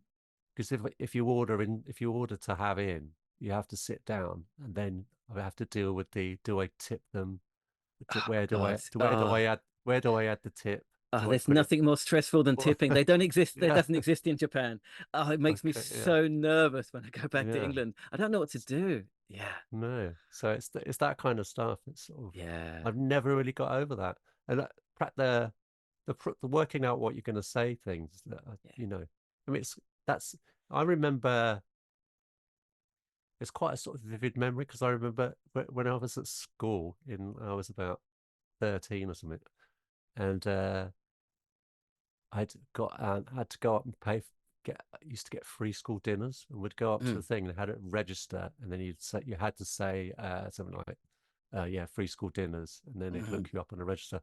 And I'd been practicing because I practiced everything I was going to say, I went up and I asked for 10 number 6 because I've obviously practiced going up to order cigarettes in a shop, Okay, okay. working that because I was too young to buy cigarettes, and I'd gone Yeah. up and said the wrong thing, and I've always remembered that. So I Wow. reckon I must have been doing this since I was at least 14 or something. Yeah. But I should have grown out of it now, for God's sake. No, I mean it was really nice to read about. It's I felt totally seen, and to have other people spell it out exactly that way. It was yeah. I mean, it's one thing, ordering in a coffee shop, but how about like stepping on stage to headline Glastonbury? I mean, that's got to be Yeah, worse. that's fine, but That's fine. That's fine. that's Sure. but stepping on stage to play to 6 people, Yeah, that's worse. it's mortifying, Of course you it. know. Yeah. And I don't know if that's a social thing or if that's ego or whatever, but Yeah. I've always been terrified of empty gigs. Right. Always sort of there's a certain shame to that. I've always had a certain shame to that as well. I think of people knowing that. I mean, one of the things I hate is when people give me a really good live review, but then make a point of saying it's so terrible how empty the venue is. I don't want people to Right. know. I don't want people to know that. Yeah. That should be a secret. Sure. Yeah. But Um, big crowds don't scare me. Small crowds terrify I me. guess it's like maybe it's like the intimacy of the interaction. If you're on stage in Glastonbury, Yeah, it's basically you in your own world, right? But that's true. Yeah, yeah. mm, It's like I couldn't sing. I couldn't sing to. I've been with their same partner mm, since 1980 or 79. wow. I couldn't sing to her. Right, I don't think. right. So if you're like a party or something, and someone says, Yeah. come on, Jim, Oh get yeah. up and Yeah. Yeah. no, I think I mentioned that in the new book about if you see me singing Happy Birthday to you, I'm miming. Oh, I got right, yeah. right. I It's can't sing at just funerals or anything like that. no, no. How about in a crowd, like at a football match or something? If you're part of the Yeah, crowd. I struggle with that as well. Yeah, Yeah. yeah. I Understandable. can't do that. I'm not a sing along person. No, no, no. Yeah, it's Same, weird, isn't it? same. It makes no sense Yeah, it is. It is. to choose this job Yes. to do all the things that you hate doing. Yeah. But like you say, there's different situations, different way it manifests, Yeah, right? yeah, Yeah. Um, I'm not sure when you finished writing the Jim Bob book, but at the end you said you hadn't written a song in however many years, and since then there's been a few albums, yeah, right? What broke the yeah. deadlock? I think it was it was playing with the band. I've been doing a lot of gigs where I would just play an acoustic guitar and I would sing a mixture of solo and Carter songs. And then it got to the point where I was singing predominantly Carter songs and everyone was just singing along and it was like really popular. And then um that was sort of going really well. And then I decided I wanted to do a gig where it was actually Chris TT's idea. He had his band. He had this idea that his band should back me, be my band kind of thing. And Right. so we did a thing where we did a gig at Shepherd's Bush Empire, and people were expecting it to just be me, but then came on with a full band, and so I got kind of sort of thrill out of that, and I thought it made me want to like record something with them. So I started writing songs to sort of, and then they kind of came once they sort of came out. Once they started, like I find it sort of hard to write one song, but once it gets going, I can probably write 10, and then that's it. Wow. And then we did that pop up Jim Bob album did really well, and that sort of kind of maybe write another one sort of pretty soon after, and then another one not long after that, and then Yeah. I'm almost finished writing another one at the moment. Oh, really? When's that I'm out? I'm not supposed to be doing that. That annoys annoys Mark, the manager. Oh, really? He says, can we wait till we get the book out first before you Right, start one thing at a doing time. something Yeah. else? Yeah. Well, the previous album, I think last year, that got really good reviews, and Yeah, I think the last album I did, I think that feels like one of the best things I've ever done. it's Kind of, yeah, you know. it's great. Yeah, Yeah. I've been So that's good. That's good. That I mean, a lot of other people think that, but it's great that I think that. That sure.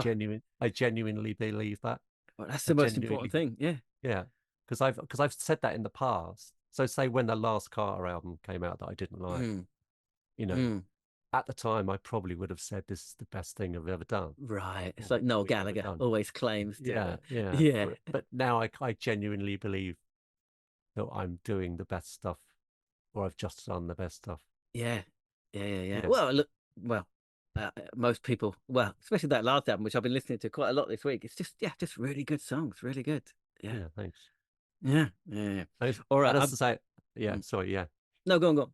I was going to say, yeah, and it's got a lot to do with having a really good band and working with people that you get to know and sort of know how they work and yeah, you know. Yeah. All right, I'm very conscious that I've kept you a very long time. Is it okay to ask 2 more questions? Is that okay? Yeah, of course. Well, first of all, next week we're going to be interviewing Les. Okay. Can you think of a question that I can ask him that he won't be expecting? Wow.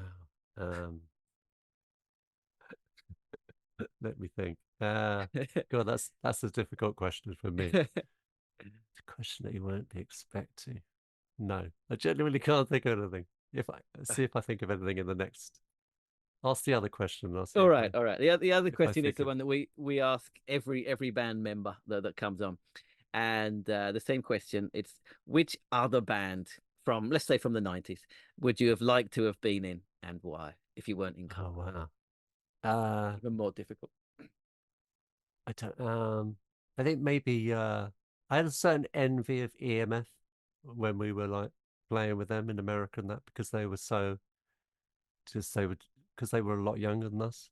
And they were just so clearly enjoying it. Yeah. Enjoying the moment. Yeah. Whereas we were sort of heading towards a time where we were sort of resenting the moment. Right. So I think maybe EMF. I think I would have liked to have been in EMF in whenever it was, 1991.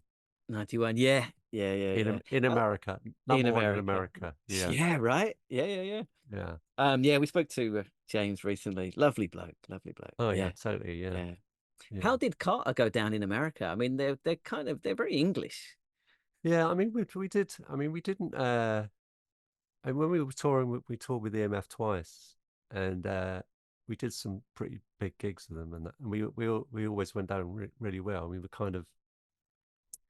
So I think that was when we were probably at our most popular there, and then we went back a few times, and we tended to do well. It was very sort of patchy, so we were like pretty popular in Chicago and Los Angeles and Atlanta or something, but then everywhere else not so much. And a lot.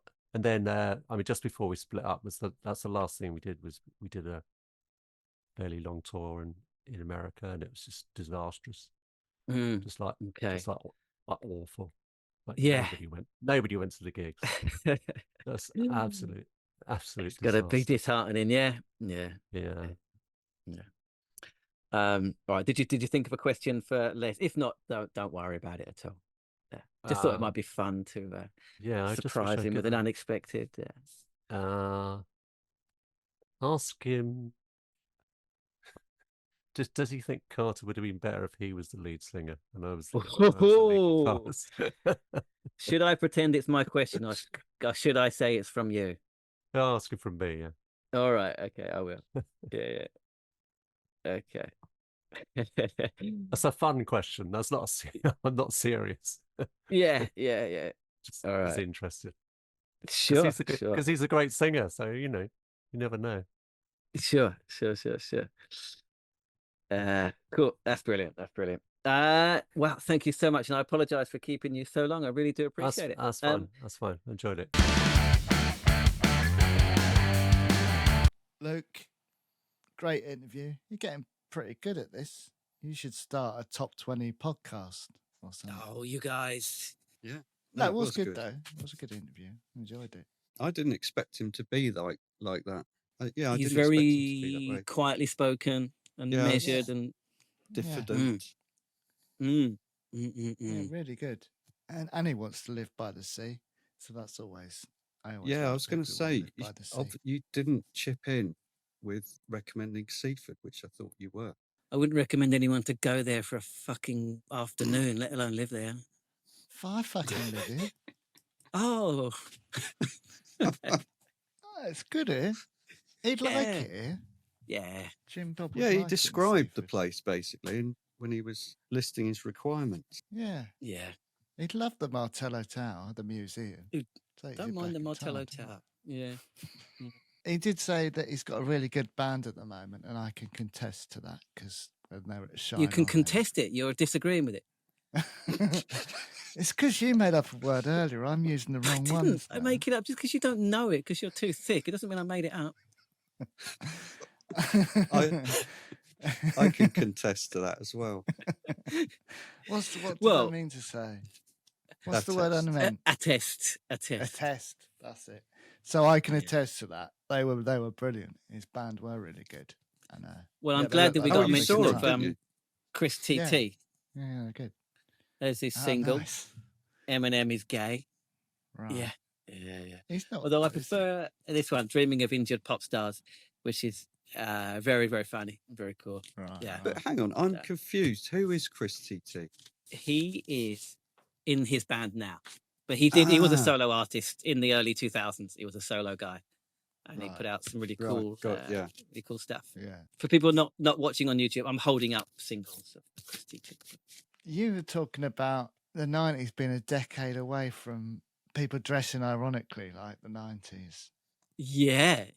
What do you reckon? I like that. Well, I think people are doing it now, aren't they? I think a lot of 90s fashion has come back round. But it's not ironic. It's just right. It looks normal, right? It's retro. not when you dress up like 80s. It's like it's ridiculous, right? Yeah. At the moment, it's not yet ridiculous, but it will be. I see. Yeah, I guess. Yeah. It will be, won't it? But it is hard to see at the moment. I don't know what is 90s paisley shirts. That was 80s, Yeah, you know really? it when you see it, right? It's a bit of a night like the students that I teach. There's a kind of a 90s revival going on with the stuff that they wear in terms of like brands and stuff. They're wearing like Champion and Stussy and Carhartt and stuff like that. And then other times a lot of them have got like curtain hair and shit. Like this one kid, he walked into my class. He had like curtain hair. He had this like kind of oversized button-up shirt and these like pleated trousers which he'd tucked into it, and he looked like he'd like stepped off the set of Friends, basically. Yeah, he looked good, but he looked super 90s. But you reckon people will start dressing up like the 90s in sort of 10 years and going to 90s parties and stuff? Yeah, I do. Yeah. That'd be good. Look forward to that. Or I don't go to parties. Oh, you will do in 10 years though. I like they were talking about because I always think this. McCartney must make a lot of his stuff up. Paul McCartney. Yeah, because I always think that about this. He always talks nonsense about how songs are written and how he wrote. I think he wrote one of them in a dream and stuff or something. It's just all bullshit. He just makes it up. Just let it be. Yeah. Is that what it was? No, it was yesterday. Was it one yesterday? Of them? He fucking wrote and he dreamt it and then got up and wrote it or something. It just what's so hard to believe about that? It just didn't happen. He's making it up. I dream up jokes sometimes. It just seems like every one of his songs got this massive backstory to it. None of them he just sort of wrote off the cuff. Don't you have ideas in your dreams? I dream jokes now and again. You know. I just think like it's every song is. He doesn't just go, oh yeah, I wrote that.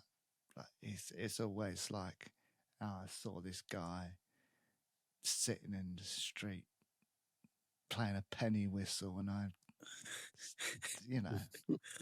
But speaking of dreams, have either of you ever had it where you wake up but you're not awake and your mind is still like doing loads and loads of patterns? Do you ever have that? What do you mean by patterns?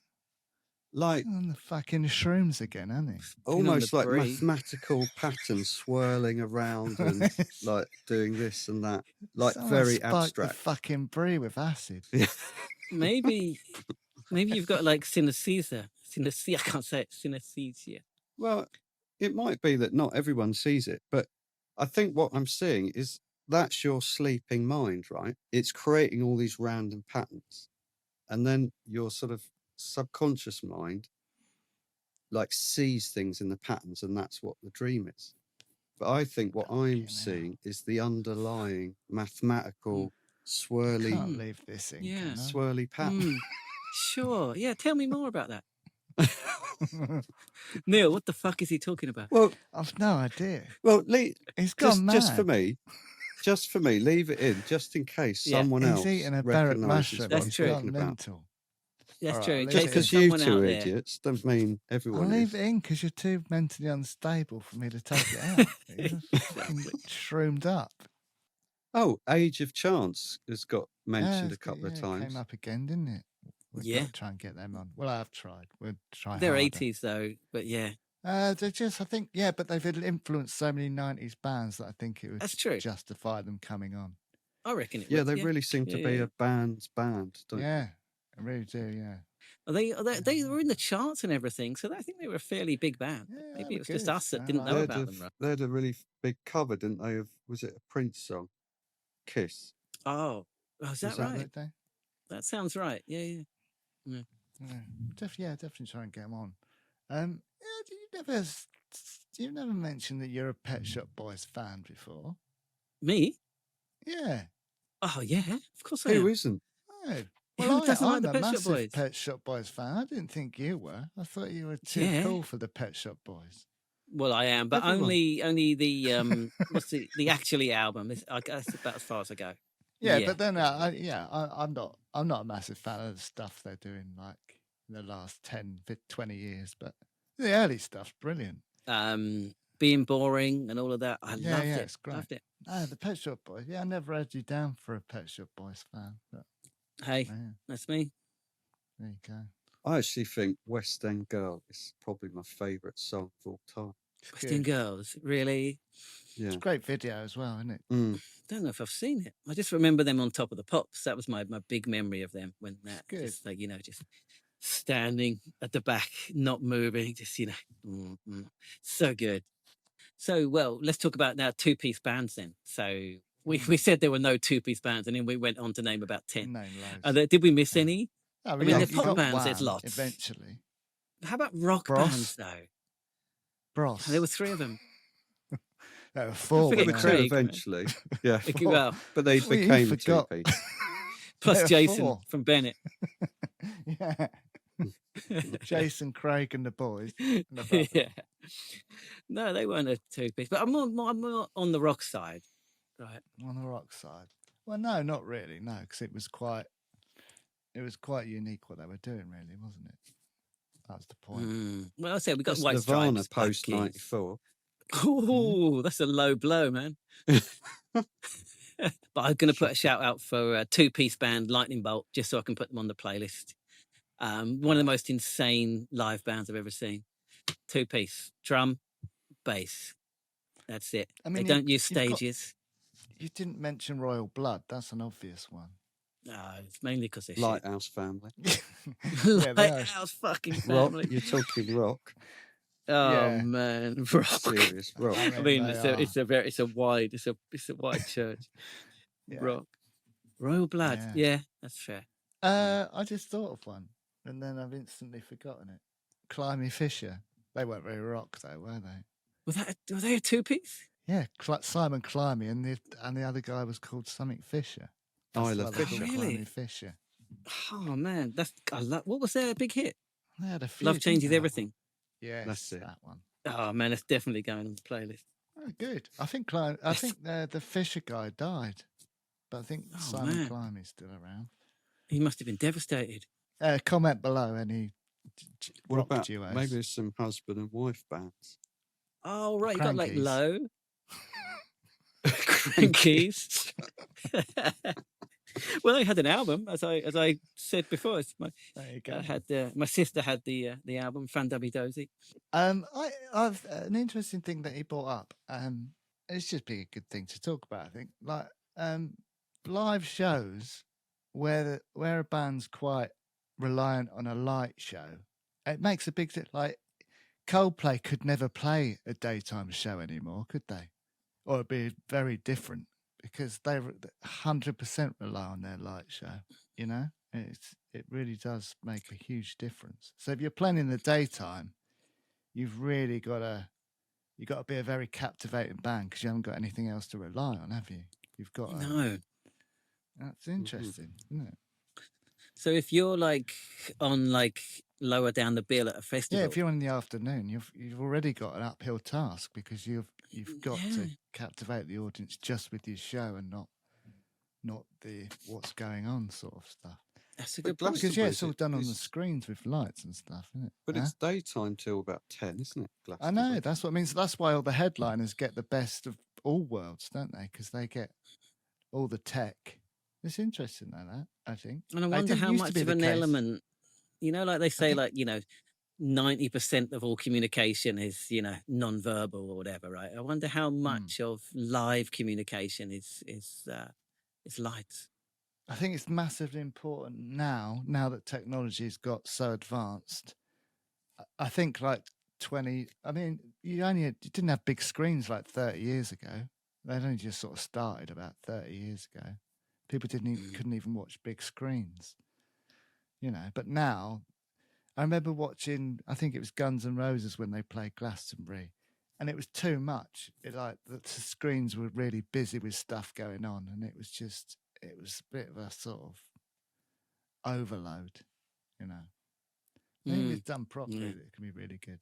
It's a bit cheesy, but the whole thing that Coldplay do with those wristbands and stuff, that's quite cool, isn't it? What do they do with those wristbands and Well, stuff? they have lights on the wristbands they're all synced so that when songs do a certain bit, all the lights go off and stuff on the wrist. So people in the crowd have a wristband that's yeah, and it's all synced to the songs. It's all done by infrared and stuff. And it's clever. Right. Yeah, you can only really do that if you're a headline act. You've got the money and it's dark. So I just thought it was an interesting point because things have changed. Something I'd never thought about before. So yeah. One quote I've written down that was quite funny given the lyrics and the content of their songs was how he said, "We didn't believe we could change things or make them better." It's quite gloomy, but a bit depressing, but definitely that's how I feel as well all the time. Oh, right. Jesus. Can't change things, can't make them better. Yeah, but it doesn't mean you shouldn't speak out about stuff and think about things and get informed. Well, even Billy Bragg, right? His most famous song, "I Don't Want to Change the World. I'm just looking for a New England," right? Yeah, so even his most famous song says that, right? Just be nice to people. That's all you can do, and yeah, see how you get on. Yeah. And how cool is it that there's a Japanese Carter tribute band? Yeah, I like that. Yeah, that's good. Have you seen it? I know I haven't. There's a couple of videos online. I'm going to try. Yeah, they're called Clinton USM, and they're just a couple of dudes. Yeah, there's some videos online. They look pretty funny. They obviously can't speak English at all, and they're just singing like phonetically. And it's good. I'll go and see him if I get a chance. We've spoken quite a lot about his lyrics and stuff, and he made a good point. He said a lot of people in music, they're just very lazy with their lyrics, which is true. A lot Noel of Gallagher lyrics are quite throwaway. Well, yeah, and even he says he's quite open about it, isn't he? Oh, I did that because it rhymed, and that's about it, sort of thing. And it's I think there is something to be said about people that are really, like he said, he's spent like 6 weeks on this one line because because he wants to get it right. It's really important to him that every lyric means something, and I think that's not many people do that. I would probably say. I remember in the Main Street days, you do just. The listeners are just about to glaze over. You just go through words that rhyme in your head, and then you use those a lot of the time. Well, you do. It kind of reminds No, me but of, he doesn't. Yeah, clearly. his writing reminds me a little bit of Jarvis Cocker, that kind of very British eye for Yeah. detail and cultural Yeah, good references spot, and actually. kind of the Yeah. minutiae of social life, you know. I think that's why it translates. Like you saying he's well, not you saying, but him being an established author now, that doesn't come as a surprise. He's just very good with words, right? Yeah. Social anxiety bit. I can't remember why you. Oh, it's because he wrote about it, didn't he? He writes about it in his book, yeah. In his Jim Bob from book, Carter, yeah. yeah. Tipping and stuff. Oh We were God, there's talking about nothing more stressful in life. I hate it so much. What? I'm It just makes me so 100% with you. embarrassed on every single level. I just don't know what to do. I don't know if Yeah. it's too much, not enough. Even I just get the confused. act of doing it. I mean, are you leaving it on the table like you are the Yeah. fucking king, like sprinkling, It's just, crumbs? Oh, it's horrible. The whole experience. That's why is you just... went to Japan, isn't it? Oh, It was man. because of tipping. It's one of the reasons that drove me out. but, Yeah. The worst place, well, not the worst place, but the place I struggle with is like places like, well, when I went to Lanzarote, but Spain, and because so they bring out a tray with your receipt on it. Then you put some money on the tray. They take the tray off. They come back with your change. And either you look like a complete cunt and take all your change, or you're supposed to leave some on the receipt. Don't know how much you're supposed to leave. So you either leave a measly amount or end up leaving loads. And then I think I don't want to pay €4 for a Coke, but I just have because I got tipped into it. Yeah, well, I don't mind that. I just find the whole scenario embarrassing. Yeah, hate it. I remember when I was working at Toucan's, I was fucking rushed off my feet, clearing tables. Busy place. And this old lady just kept me waiting for ages as she scrabbled around in her bag for her purse. Yeah. And then finally she got a 10p piece out, gave it to me. What's that meant to do with that? Fuck herself. What did you buy? I thought that. Did you flick it back in her face? No, I was polite, of course, but I hated her. But that's the peril, isn't it, of tipping? If you give an amount they think's too little, they hate you.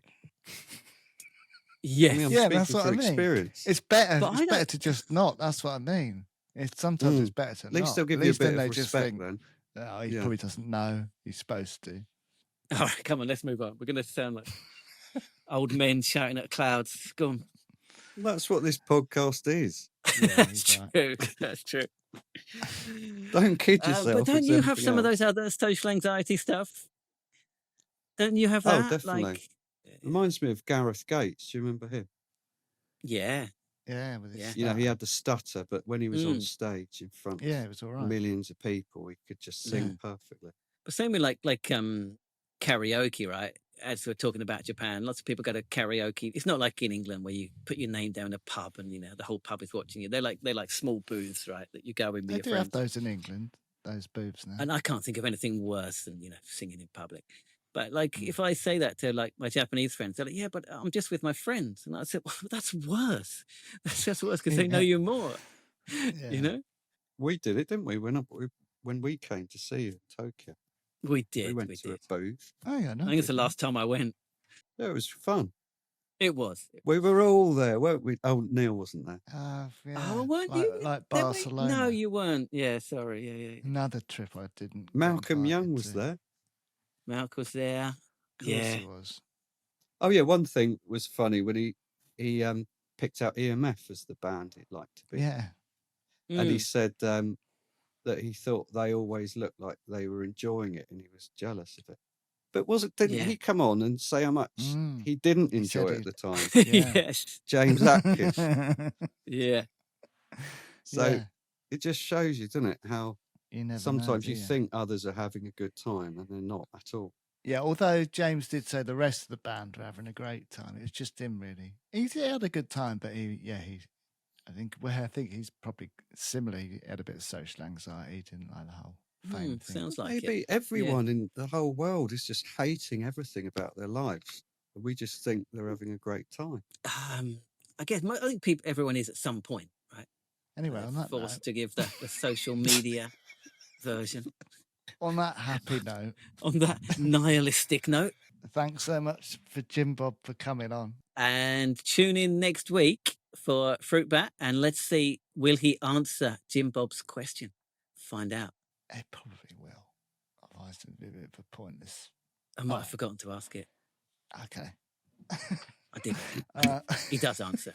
Can I give it away? He does answer. Shall I tell the answer? No, don't. Shall I say it? No. Oh. Thanks for watching, listening. If you're watching, then please do give it a thumbs up, subscribe to the channel, and comment below. Let us know any duos that we've forgotten, rock duos that we've forgotten.